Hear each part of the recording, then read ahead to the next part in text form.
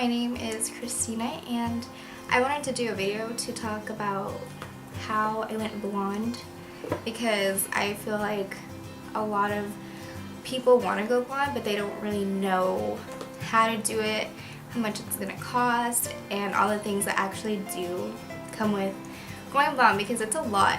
And the top 3 things I think I would consider if I could redo it all again is commitment, it's a lot of money, and it's a lot of damage to your hair. So before I even went blonde, I had brown hair and I used to get balayage, so I'd have like blonde highlights in my hair.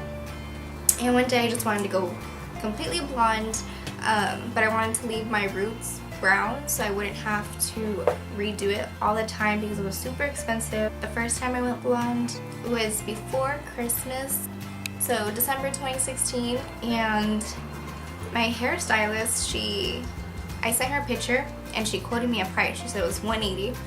So I went in and I did it for $180, but afterwards she said like my hair looked a little deceiving in the picture. Like if she really sat down and did my hair, she would have probably charged me $300. So that's a lot of money. So I just got lucky. So I kind of learned along the way what it really takes to go blonde, and it's a lot.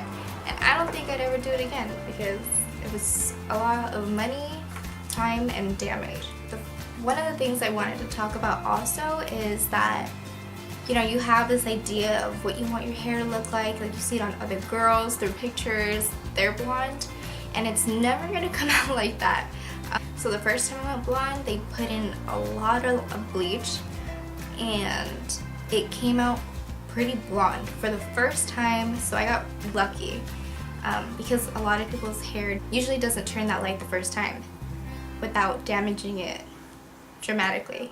And also, before I went blonde, I knew my hair was healthy enough to do it.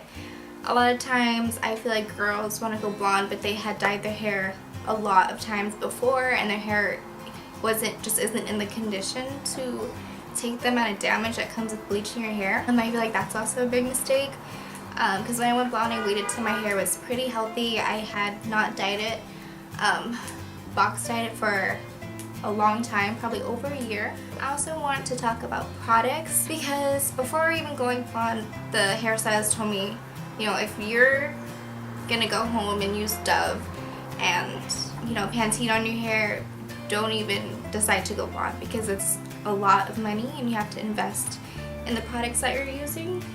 So the shampoo that I've been using that has been working for me is this one. This is the Color Extend shampoo, and it actually wasn't that expensive because I think I bought this in a pack of 2 at Macy's and they're like 2 for $30.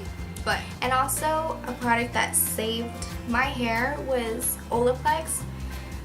It's so worth it.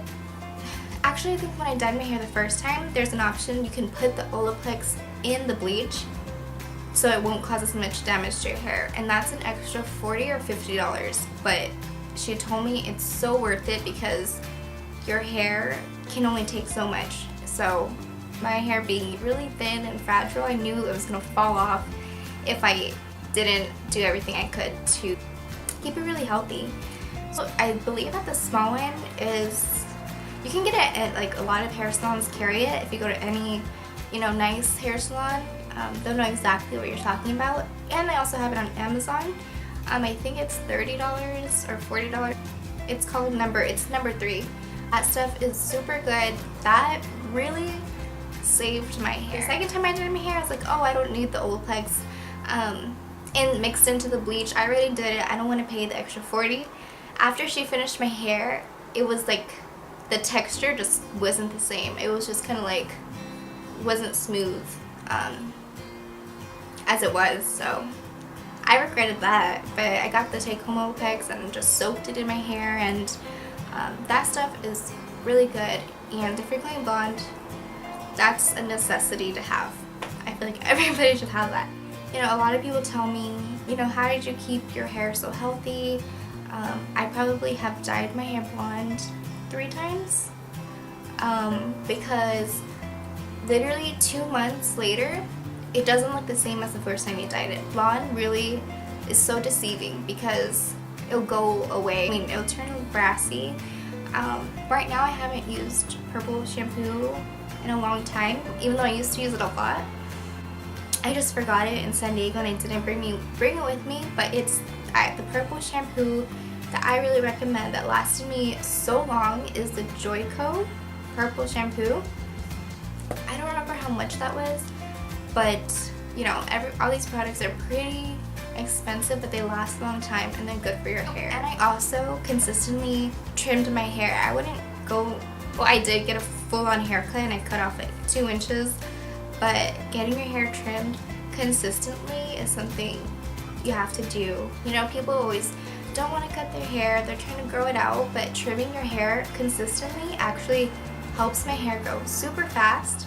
So not that long ago, I really cut my hair pretty short, and now it's already grown pretty long, so I would say that my hair is still healthy, but I am just getting tired of keeping up with the blonde, because every time you go and dye your hair, it's automatic at least $150, and you don't want to go to a place that's not reliable, because it's your hair and you get what you pay for. You know, you try to find cheap places, but it doesn't come out how you want it. You want someone who's really experienced, knows what they're doing, and doesn't just want to give you the right hair color, but they want to try to not prevent damage, but damage at the least that they can. And I feel like everybody I went to did a really good job. I feel like they did a really good job of preventing damage, because if you have damaged hair, putting blonde on it just kind of catches people's attention more, and you can see how bad the damage actually is. So one thing I would really consider is, if you know your hair isn't the best that it could be, I would just hold off and just wait. Give yourself a haircut and just wait till your hair is at its best. Yeah, those are the main things. Everything else is extra, you know, to keep your hair healthy, but that's what you need. And also style it less. Using less heat is really important, especially on blonde hair. Thankfully, I'm someone that does not use heat every day. I probably use heat on my hair probably 2 or 3 times a week. So I want to show really quickly what my hair looks like, because I don't know if you can really see it in the video, but yeah.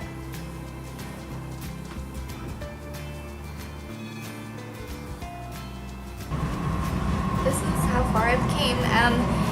Also, another thing I wanted to add in when I was dyeing my hair is every time I would go in to get it touched up, the blonde touched up, I would always make sure that they leave out some of my roots and to have it very blended in, because you don't want to dye your roots blonde, because it's going to grow out really unnatural, and it just doesn't look as natural and good, even though blonde hair doesn't look natural at all. When I went in, I just originally had a picture that was almost all the hair was blonde, but of course you don't want the hair just one color. You want different colors pieces so it can really contrast, because if it was just all the same color, it would just look really, I don't know the word, pasty, bland. But yeah, so I really made sure, I was so specific of what I wanted, and I told her basically I wanted very blended blonde, but I still wanted to have some pieces that were different colors and different colors, so it wouldn't just look one colored blonde, because I didn't want to just be like platinum blonde or anything like that. It's like all the things that I can think of. I'm hoping I didn't forget anything, but yeah, I hope you guys took something from this, and if you're thinking about going blonde, just take all these things into consideration. But other than that, thanks for watching the video, and yeah.